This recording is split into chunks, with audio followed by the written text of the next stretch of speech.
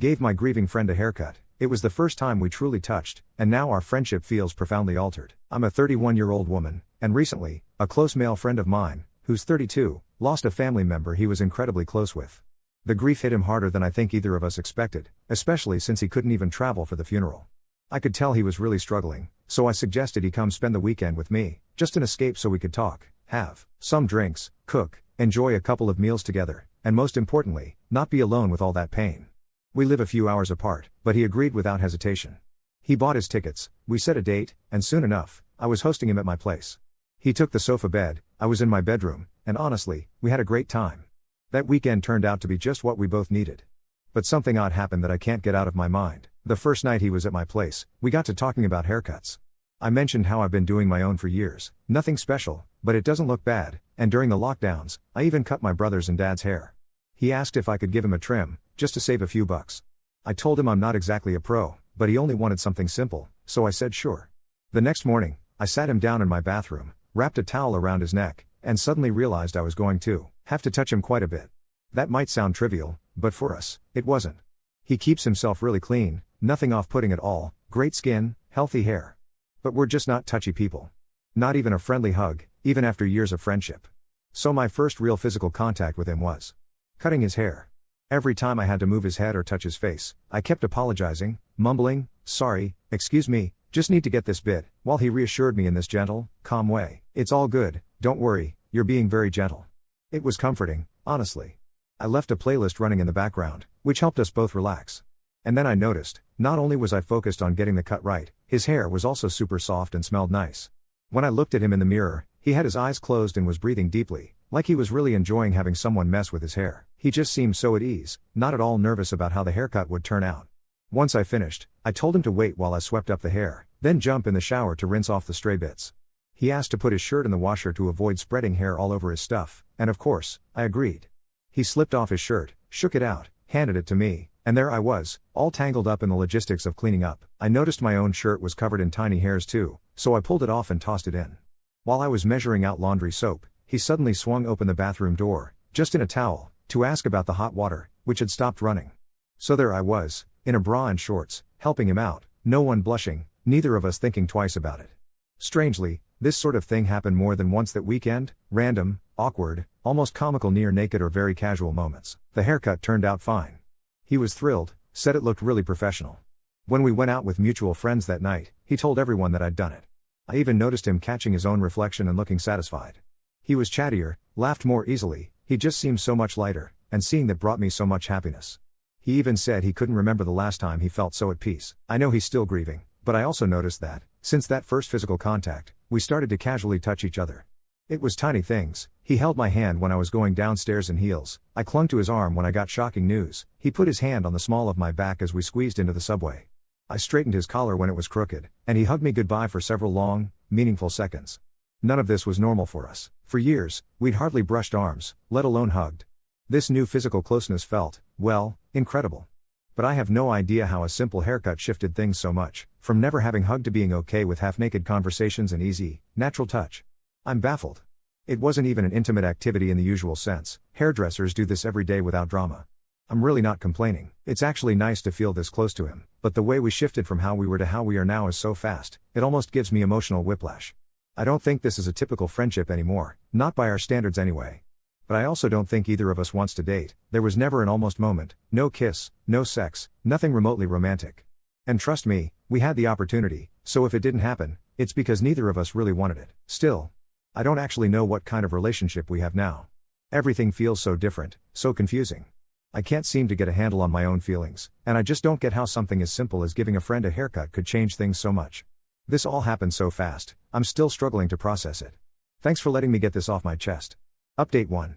To all the barbers, hairdressers, and care professionals out there, your jobs are wild, and I'm in awe of how you do it day after day. Seriously, you are extraordinary. Now, here's what happened next in my life. Right around the same time as my whole haircut saga, I got caught up in a massive layoff at my old job. It was a shock to the system.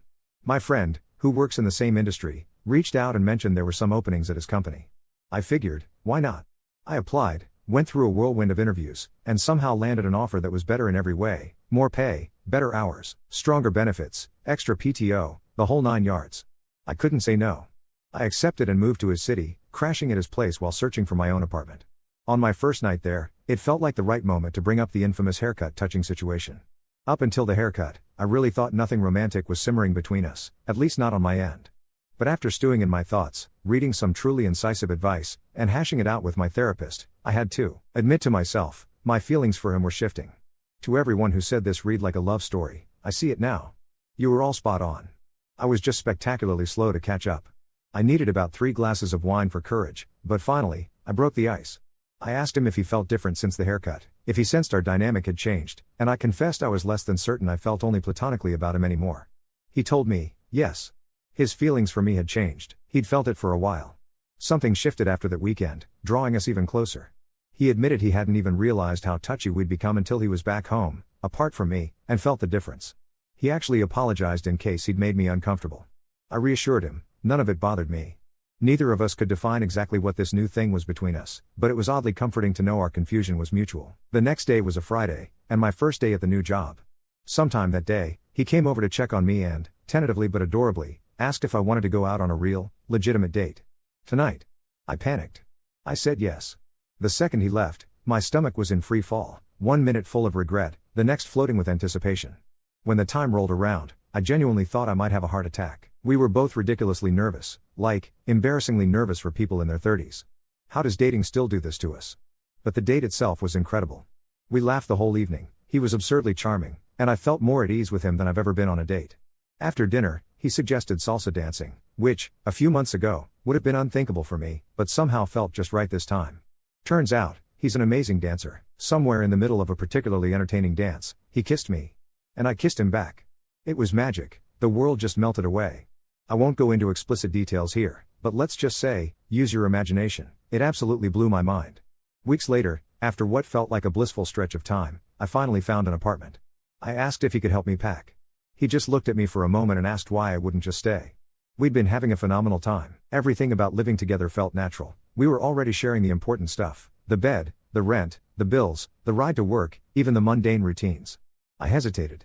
Maybe we should have our own spaces first, take things slow, let the relationship grow gradually? He was supportive. He said if that's how I wanted things, that's exactly what we would do. But he admitted to him, it already felt like we'd been dating forever. The getting to know you phase was long past. Living together had already proved to be doable, and more than that, wonderful. He didn't pressure me, just let me know how ready he felt. The love and reassurance in his words were impossible to miss. I couldn't help feeling maybe I was overcomplicating things. After all, we'd already weathered good times and bad, met each other's families, traveled together, built a deep intimacy. And yet, moving in together, officially, was unfamiliar terrain and I wanted to be smart about it. Trouble was, I didn't have much time to decide. The deposit for the apartment was due in 2 days. My mind spun in circles. Was I being reckless? Was I going to implode this new happiness, this new job, everything? I catastrophized until I was dizzy with worry. That night, I came home late from work. He'd made dinner and left me a plate. When I peeked in the bathroom to say hi while he brushed his teeth, he grinned so brightly he drooled toothpaste foam down his shirt. I wiped it away, laughing as he finished up. Just a small, silly moment between us, but it hit me later, eating dinner and talking across the table, that I struggled to imagine not coming home to him every day. All the anxieties and doubts seemed to shrink in comparison to that feeling. When we talked about the long-term future, what our relationship could look like, it wasn't always easy, but bit by bit it felt manageable. We figured out a path together, full of compromise and care, with no one having to sacrifice their core beliefs. When I look at him, when he takes my hand, even facing all these question marks, I know we can work it all out. And in those moments, all my worries, all my stress, just fade into the background. Update 2. I didn't take the apartment. I handed over the deposit form with my name already filled in, stared at it until the letters stopped looking like letters, and put the pen down. He stood next to me saying nothing, just close enough that I could hear his breathing change when I did. We walked back to his place, our place now, I guess, quiet the whole way, and then fell into the silliest, happiest chaos I've ever known. He cleared a dresser drawer with the solemnity of a ceremony. I rearranged his spices so the cumin stopped living with the cinnamon. He handed me a little brass key that used to hide behind his Wi-Fi router. Don't ask, he said, and I replaced his cracked toothbrush holder with one that has room for 2. We ate leftovers on the floor because the table was covered in mismatched mugs, and I didn't sleep more than an hour that night from the kind of nervous joy that doesn't let your heart behave. There was a practical side to all this romance. We had to tell work. His company has a policy about intra-office relationships that reads like a mildly threatening wedding vow, so we scheduled a meeting with HR and showed up accidentally wearing almost the same navy sweater. The HR manager slid a form across the table, consensual relationship agreement, in bold like a warning label, and asked a handful of questions I never thought I'd answer in a conference room with a ficus in the corner. We signed, promised we wouldn't report to each other or share projects, and walked out feeling both scandalous and absurdly adult. He kept my pink pen by accident. I let him. That night, it was weirdly thrilling to kiss him on the sidewalk outside our building and not flinch at the idea of being seen. A week later, his aunt called. There was going to be a memorial service at long last, a gathering on the date his family could all manage to be together. We booked flights. At the airport, he let me thread my arm through his and didn't let go once we sat. He fell asleep with his head on my shoulder, and when I sneezed he woke up halfway and asked if I was okay with this very formal, "Excuse me, ma'am, are you quite all right?" voice, and then went back under, face pressed into my sweater like I'd been his pillow for years. His childhood home was full of gentle ghosts, school photos, jars of homemade strawberry jam, a stack of board games with missing pieces. There was a bathroom with frosted glass fish on the window. He stood in the doorway and asked, almost sheepish, "Can you?" He didn't need to say what. I draped a towel around his shoulders in that old mirror, watched us both move inside it like we were in a memory that wasn't originally mine. It wasn't romantic this time. He closed his eyes and said, very softly, "Please don't try to make me handsome today. Just make me feel like I'm being looked after." I did small, careful work. I moved his head with 2 fingers under his jaw, the way I know he likes, and when his breathing hitched I paused. He cried without apologizing for it. I didn't say anything, I just kept going. He looked at himself at the end, smoothed his hair and nodded once like he was agreeing to something private. His mother watched us from the hall and said, with a smile that made my throat go tight, "He used to scream bloody murder at haircuts. You must be a miracle." At the burial, a cousin squeezed my hand and called me his girlfriend and no one corrected anyone. Someone had brought a cheap disposable camera and kept catching us at odd angles, him bleached of color but standing straight, my face tilted toward him like a sunflower. Afterward, we sat in his rental in the parking lot of some small-town diner and he pulled a small envelope from his coat pocket. "She left notes," he said. "She did this for all of us." It was 3 lines in looping pen, the ink a little faded. "Keep the good ones close. Let them help you. Let them change you." He read it out loud and then again quieter, and we both cried like teenagers and then laughed at ourselves for ruining our sleeves. Back home, he asked if he could cut my hair. He said it like he was asking to drive my car for the first time. I handed him the shears. Standing in the bathroom where I first cut his, I showed him how to hold the comb, how to angle the scissors. He murmured my own script back at me, "Sorry, excuse me, just getting this bit," and I reassured him in the same calm voice he'd used, "It's all good, don't worry, you're being very gentle." At one point, the smoke alarm went off because I'd left a baking sheet in the oven from breakfast like an idiot, and we ended up on the fire escape in socks, me with a towel cape around my shoulders and half a haircut, him laughing so hard he couldn't speak. A neighbor across the alley took one look, gave us a thumbs up, and went back to watering plants. We finished the cut after the alarm stopped screaming and it turned out actually good. Not perfect, but tender. We ordered dumplings and tilted our heads together over the takeout box and I felt very suddenly, in a wave so strong I had to sit down, that I was exactly where I wanted to be. There has been friction, of course. A woman at salsa class greeted him with the kind of tight smile that comes with history, the "you never called me and I remember your fault" smile. I felt a strange, unfamiliar heat at the base of my throat. He introduced us like a man defusing a small bomb. Later, in the kitchen, I told him I'd been jealous in a way that felt childlike and stupid. He rinsed rice under the tap, turned it off, and said, "You can tell me everything ugly. I'd rather you throw it at me than swallow it and let it become something else." That line, the simplicity of it, flipped a switch in me. I didn't need to clutch at him to prove anything. I did anyway, a little, arms around his waist as the pot started to hiss. We had one of those dumb, unforgettable adventure nights too, the kind that happens because cities conspire. We were walking home from a movie when an electrical storm rolled in out of nowhere. The sky turned bruise purple. A gust of wind flipped a sidewalk table into a slow-motion tumble. We ducked under an awning with a handful of strangers while rain came down like it was auditioning for a flood. He pulled me in front of him and wrapped his arms around me and we stood there soaked, our shoes making bubble sounds, watching the water carve little rivers along the curb.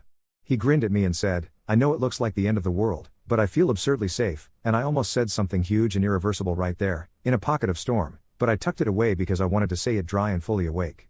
Work is good. Better than good. We landed on different teams. There are days I see him only in the elevator and we exchange the kind of look that says later without a word. When something big happens, his demo gets greenlit, my proposal gets a green check from someone I used to be afraid of. We walk to the coffee shop that sells the terrible muffins we love and split one like poor grad students even though we could each afford 2. The barista has commented exactly twice on how into each other we look, which made us both turn into middle schoolers, blushing over hot chocolate. Last weekend we went back to salsa and the instructor asked if we wanted to join the beginners showcase as ambassadors, which is a hilariously generous title for 2 people who still count under their breath. We said yes because saying yes is our habit now. We practiced in the living room until our downstairs neighbor knocked with a measured thump like a metronome, and we brought him banana bread to apologize, and then he came upstairs and taught us a spin because he used to teach tango in Buenos Aires in a life that seems invented but isn't. The night of the showcase, under strings of plastic lights and a disco ball that shed confetti, we stumbled through a routine that looked nothing like the practice but felt like flying anyway. Someone filmed on their phone. My mother texted me the next morning, "Is this you? You look happy." I keep thinking about that first haircut, and then this last one, and all the ones in between that aren't about hair at all. Care is a ritual. We built a life out of rituals we didn't know we were making. He checks the stove twice before bed because he knows my brain needs that second click. I set aside the green M&Ms for him like it's a private joke from a candy company that doesn't know us. He leaves his shoes by the door and I trip over them and curse and then kiss him anyway. I don't know what comes next in a way that feels cinematic, but I know the shape of our days and I love it. Yesterday, after work, he held out the clippers and said, with this dorky flourish, "You free at 5 for a very important appointment?" I told him my books were full but I could squeeze him in, and we both smiled like people who can't believe their luck keeps holding. I snipped, he hummed to whatever song my phone decided to play, and afterwards he looked at himself in the mirror and then at me and said, quietly, "You keep making me feel like home." And that, more than anything, is the wildest thing that's happened. It still knocks the breath right out of me. Update 3. There was a flyer taped to the busted elevator in our building that said Community Care Day in a font that looked like a PTA meeting tried to hug you. Free haircuts. Hot meals. Warm socks. It was at the church with the basketball hoop that's always stuck on guest 88, which makes me laugh every time.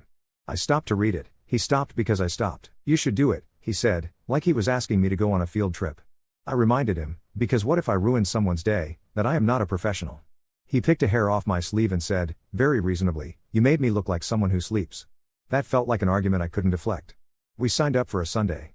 The gym smelled like coffee, floor cleaner, and the specific low buzz of fluorescent lights. Someone had drawn blue painter's tape on the floor to mark little stations and there were card tables loaded with clippers and combs and spray bottles and a mysterious vat of barbicide that turned all the combs mermaid blue. A woman with short silver hair and forearms like she could bench press a Buick took one look at me and said, "You're with me," and I was apprenticed in 10 seconds flat. She showed me how not to hold my shoulders in my ears, how to angle the scissors so the light didn't blind you, how to tilt someone's head without making them feel moved.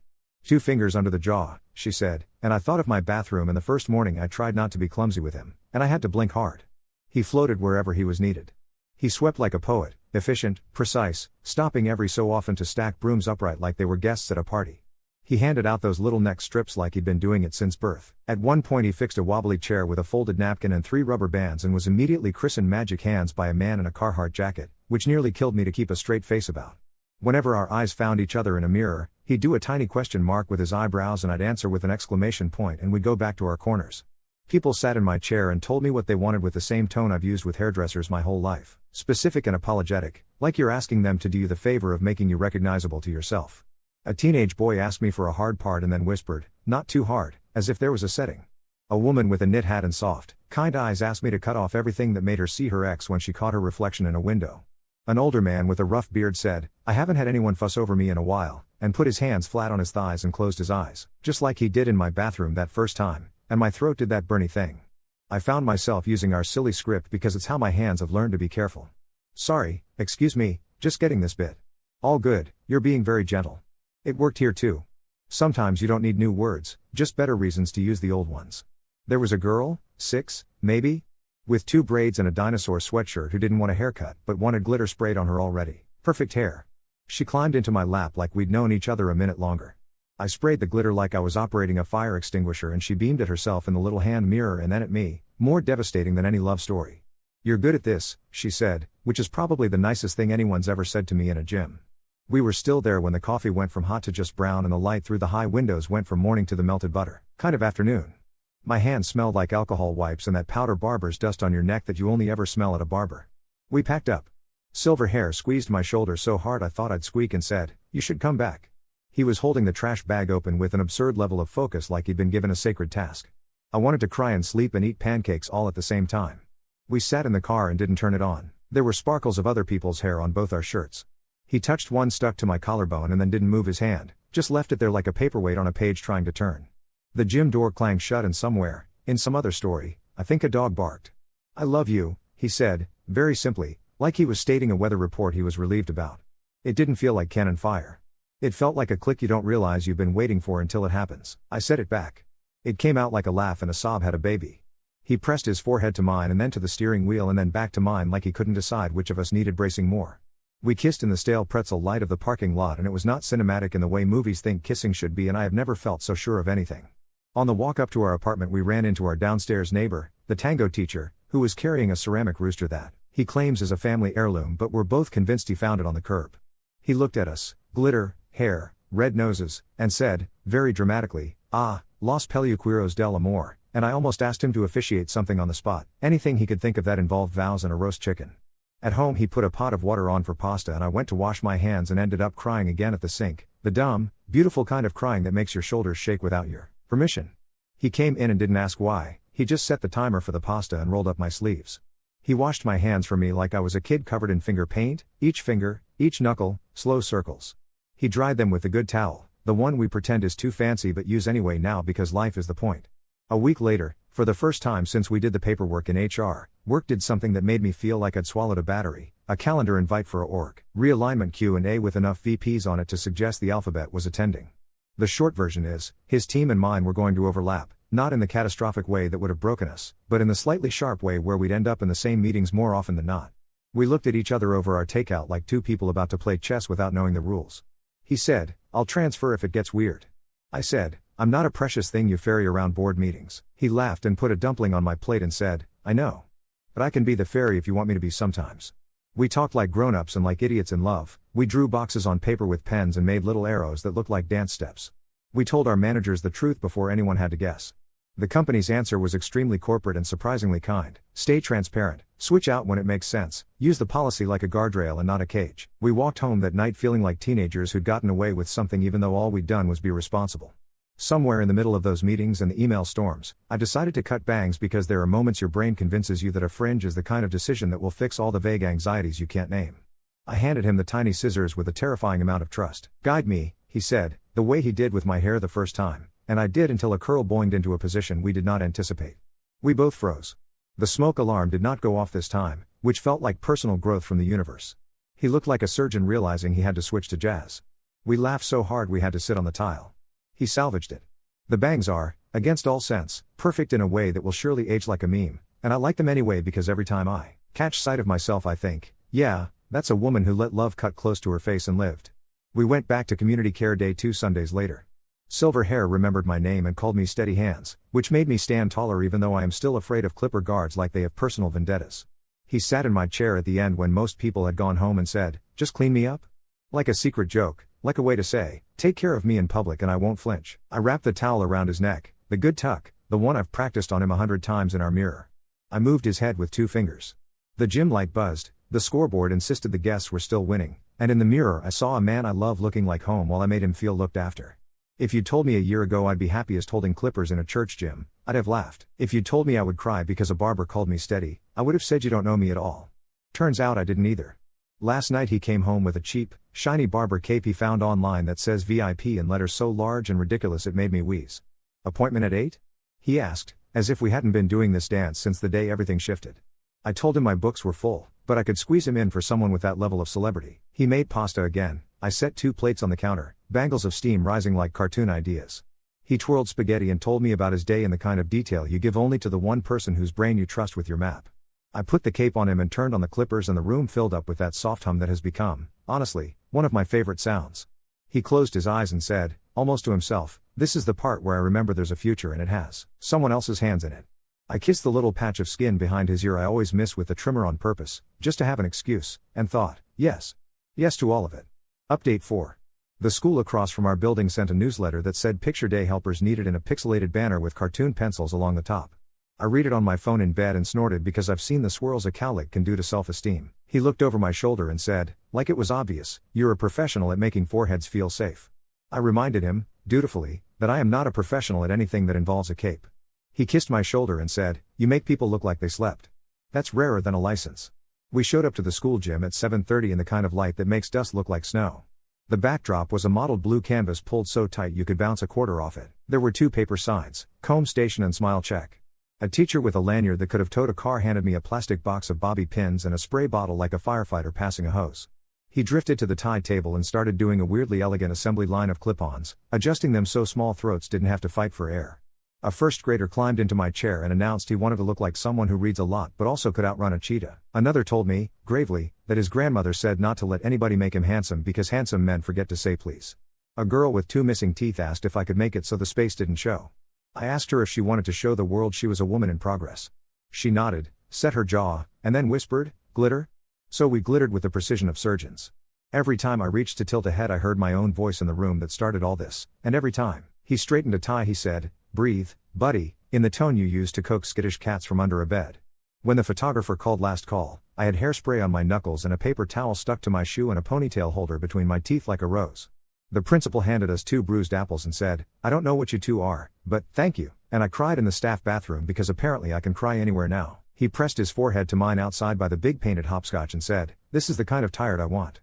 We walked home with bobby pins riding shotgun in his shirt pocket like medals. The city decided to do one of its biblical impressions a week later. The sky went to ink in a rush, the kind that makes streetlights turn on at 3 in the afternoon like they forgot how time works. By evening, the power hiccuped, apologized, and then left entirely. Our building did what ours always does, it turned into a small village pressed inside a concrete spine. The tango teacher on the second floor propped his door with a ceramic rooster that I am now convinced follows us like a guardian spirit. Someone produced tea lights from a tote bag. Children discovered stairs make excellent amphitheaters. We carried pots and blankets and the battery lantern he insists on keeping charged because he doesn't trust grids that brag. On the 5th floor landing, a woman in a navy suit sat very straight with her back against the wall, the kind of straight that is the opposite of relaxed. Her hair was pulled into a bun that tried to leap off her head. She had the look of someone who'd been practicing an answer to "tell me about yourself" in her brain for so long the words were simmering. "I have an interview at 8, she said to no one in particular, voice tight as a violin string. "I look like a raccoon who lost a fight. We do not have superhero capes. We have scissors." He put the lantern on the stair rail and held his phone like a spotlight, and I tucked a towel under her collar and said the one script I know, "Sorry, excuse me, just getting this bit." The hallway went quiet the way churches go quiet without anyone asking. I combed out the bun that had been trying to escape since Tuesday. We couldn't plug in the clippers, so it was all snip, snip, snip, the delicate choreography of soft hair and a hard light. He bracketed her jaw with 2 fingers when I needed her to tilt. He learned that from me. I learned it from a woman with silver hair who could bench press a Buick. The building held still for us. Even the rooster looked like he was paying attention. The power blinked back to us right as I ran the comb down her nape to check my line, the clippers in my hand suddenly alive in a little purr. It felt staged and ridiculous, so we all laughed and the lights buzzed judgmental and then steadied. She stood up and smoothed her skirt and looked at herself in the black mirror of the stairwell window, and something in her shoulders let go like a clasp. "You look like someone who gets offers," he said, "no nonsense." She reached out without thinking and squeezed both our hands, quick, like a bird landing. The next morning there was a post-it stuck to our door in a looping hand, one corner already peeling. "Kept the good ones close. Let them help me. Let them change me. Thank you." He pressed it to the fridge like a relic, and I had to go sit down on the kitchen floor between the recycling and the dog food bin. We don't have a dog for yet because the day wouldn't fit inside me otherwise. We put up a barber pole nightlight. Not a real one, no one needs a whirling candy cane in a 1-bedroom, but a tiny thing from the internet that glows red, white, blue like a promise. We stuck it up in the hallway where the light spills into the bathroom door like a stripe. The rule we didn't say out loud but both understood was simple: if it's on, it means someone needs tending. It isn't only for hair. It went on the night he came home late with that drain-thin look he gets from meetings that are a paste of words about words, and I drew him a bath ridiculously piled with bubbles and sat on the tile and read aloud about nothing while he soaked until his fingers got the little ridges. It went on at 2 a.m. Once, when my brain shook me awake with a list of everything I've ever done wrong, he got up without sighing and made toast and handed it to me like it was a spell. When one of us flicks it with a knuckle and it lights, it's our open sign. We are taking appointments indefinitely. Silver Hair found me in the grocery store by the bulk bins like she had magnets in her shoes. "I have a thing," she said, which is how women like her say grace is coming. The nonprofit that runs Community Care Day also keeps a small room in the oncology wing of the hospital, a place where hair becomes a plan again instead of a loss. "You'd be good there," she said, and I thought of my own head and the weight I've been carrying around like I owe it to someone. We walked into that room on a Wednesday morning that smelled like shampoo and lemon cleaner and the weird metallic sweetness that lives in hospitals. Wigs on foam heads watched us from shelves like cautious pets. A woman about my mother's age sat in the chair with a silk scarf tied with a sailor's competence. She looked at me and then at him and then tucked a hand under her scarf like she wanted to keep something private a second longer. "First round starting Friday," she said, light. "I'm trying to get ahead of it." Silver Hair nodded in that way she has that makes people feel like they've done something right just by showing up. "Grief is losing pieces you thought were screws," she'd told me once when we ran out of neck strips and I looked like a panic emoji. I thought about that now and reached for the shears. The woman's husband stood up, sat down, stood up, sat down. He settled his hands on his knees like they were someone else's and watched every motion like I might be unscrewing the roof. I wrapped the towel the good tuck way and said my quiet sorry, excuse me, and we started. When hair goes from long to not long, you feel the weight release like a bird leaving a fence post. It's a sound more than a touch, a little exhale against your wrist. He stood to my right and held the comb when I needed it, fed me clips, repeated my own lines back to me like we were braiding our languages. We cut it beautiful before we cut it brave. When I took the last pass he reached up without asking and caught the sheaf I'd sectioned, held it like fabric, like a thing you don't want to drop because the floor is too far for it. The woman cried the way you cry when you've been practicing not crying in public for too long and suddenly realize you are in a room where water is allowed. Her husband bent and put his mouth against her scarf and stayed there a second longer than most people are comfortable staying in the middle of a weekday. We braided the hair we took, looped it with a ribbon someone kept in the top drawer for days like this, and set it in an envelope with her name, like a love letter you write to your past self. On the walk home I kept putting my hand up to my head and feeling the radical lack with my fingertips. He looked at me on the corner by the laundromat where the gumball machine has been out of order since time began and said, a little stunned, you look like a decision. We stopped for egg and cheese sandwiches because big choices make my stomach demand humble food. Back in our bathroom he used the tiny scissors to soften the edges he called New Brave, and when he was done, he kissed the air above my forehead before he kissed my forehead like you do when something's a shrine first and then a person. We are not always saints. I woke up the next morning and hated my reflection with the fervor of a teenager. I put on a hat and then another hat and then a headband that looked like it had beef with the rest of my head. He watched me with a face as open as a window and then came and put his hands on my shoulders and said, steady hands, you don't owe the mirror proof. I let the sentence sit on my clavicles until it sank in. I took the hats off. We went to work. In the elevator someone said I looked like one of those French women who ride bicycles with bread and I pretended to know exactly what that meant and texted him a bread emoji from 8 floors up. Work did the thing work does sometimes and threw us a curve that would have given our old hearts hives. A director with perfect hair asked for me on a hot project that already had his name smeared all over it like frosting. We stepped into an empty conference room because grown-ups who love each other make their messes with doors closed. You should take it, he said before I had my speech lined up. And if I'm the part that makes it messy, then I am the part that moves. This is how he phrases love sometimes, like furniture. I told him I don't want to be something heavy you have to lug up a flight of stairs every time the plan changes. He grinned and said, we have a dolly and good shoes. We told the director the truth. We designed a dance with ethics and calendar invites. It was fine. Not just fine. It made me feel like I'd swallowed a small lantern. We still split a terrible muffin that afternoon because ritual is the canoe that gets you across the lake, and he wiped crumbs off my new bangs like I was a child and a general. The barber pole nightlight glows most nights now. Sometimes we forget and then one of us remembers and flicks it on and it paints the hallway in candy stripes and I think of all the doors I've walked through that had no signs at all and how we built one out of plastic and a promise. Silver Hair came over for dinner once and brought a jar of something that looked like lightning bugs and tasted like garlic. Decided to show off. The tango teacher knocked with music on his phone and taught us a step in the kitchen where the tile has a crack shaped like Florida. We did the step over and over until we stopped looking at our feet. He put his fingers under my jaw to tip my head a breath to the right in the way he knows I like. 2 fingers, he said, and I said, I know, and thought, with the arrogance of the extremely grateful, this is how you keep the future from feeling like a rumor. At the end of last week, we did something I don't know the right name for. It wasn't a proposal, not out loud, not with a ring pulled from a waiter's pocket or an airplane banner or even a kneel. It was in our hallway with a silly nightlight making everything look like a candy cane crime scene. He reached to turn it on and I reached to turn it on and our fingers knocked and we both yelped like idiots and then laughed the kind of laugh you save for when there's no one else listening. And then, without the flourish, he said, if I called you my wife without paperwork for a while, would your body be okay with that word? It felt like the first time he asked if I was free at 5 for a very important appointment, shy and completely serious. I said I'd like to try it on like a sweater and see if it itched. We tried it in the bathroom with our teeth brushed and the rooster on the radiator where he doesn't belong, my husband's toothbrush, my wife's ridiculous bangs. It sat on us right. We'll do the paperwork, the pictures, the chicken dance, when the days tell us to. For now, the barber pole is enough of a vow. The clippers are charged. The schedule is open. I keep making him feel like home and he keeps letting me. That's the wildest part, still. The letting. The making. The knowing there's a chair with a towel and a comb and 2 fingers that know when to move your head and when to just hold it where it is.